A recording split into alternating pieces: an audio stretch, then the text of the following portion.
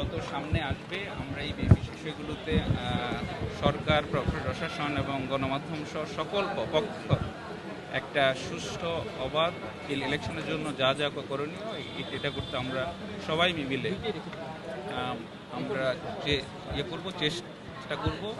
17 বছর ধরে এখানে একটা অনির্বাচিত সরকার ছিল। আমরা সবাই একটা সুষ্ঠু অবাধ ইলেকশনের জন্য আমরা মুখিয়ে আছি। ইউরোপীয় ইউনিয়ন খুবই উৎসাহের সঙ্গে, ওনারা আগ্রহের সঙ্গে চান যে এখানে একটা সুন্দরভাবে গণতান্ত্রিক ট্রানজিশন হয়, এবং এই বিষয়গুলো নিয়ে আমরা আমাদের থেকে সর্বোচ্চ প্রকার সহায়তার আশ্বাস আমরা দিয়েছি। ওনারাও ওনাদের পর্যায় থেকে কী করণীয়, কীভাবে হেল্প করতে পারেন আমাদেরকে, কীভাবে আমাদের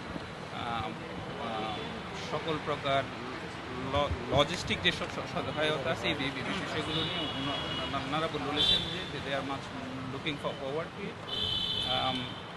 আমাদের জোট নিয়েও ওনারা জানতে চেয়েছেন। আমরা বলেছি যে আমরা এখানে বেসিক্যালি বিচার, সংস্কার এবং আমাদের এখানে যে নিরাপত্তাহীনতা পরিস্থিতি তৈরি হয়েছে হাদির অ্যাসাসিনেশনের পরে, এইসব বিষয় মিলে আমাদের এটা একটা কৌশলগত জোট।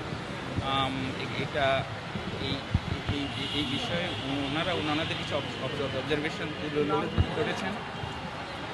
আমাদের ইলেকশনে নারী প্রতিনিধিত্ব কিংবা সংখ্যালঘু প্রতিনিধিত্ব, এইসব বিষয়ে আমাদের একটা আলোচনা হয়েছে। ওনারা ওনাদের কনসার্নগুলো জানিয়েছেন। আমরা খোলামেলাভাবে বলেছি যে আমরা এই বিষয়গুলোতে বিশেষ করে যে অন্তর্ভুক্তিমূলক কিংবা মাইনরিটি, সংখ্যালঘু সেসব বিষয়ে নারীদের ক্ষমতায়নের বিষয়ে আমাদের এনসিপির একটা সুদৃঢ় অবস্থান আছে। এই বিষয়গুলো নিয়ে আমরা একসাথে কাজ করতে চাই, এই ইলেকশনের আগে কিংবা পরে।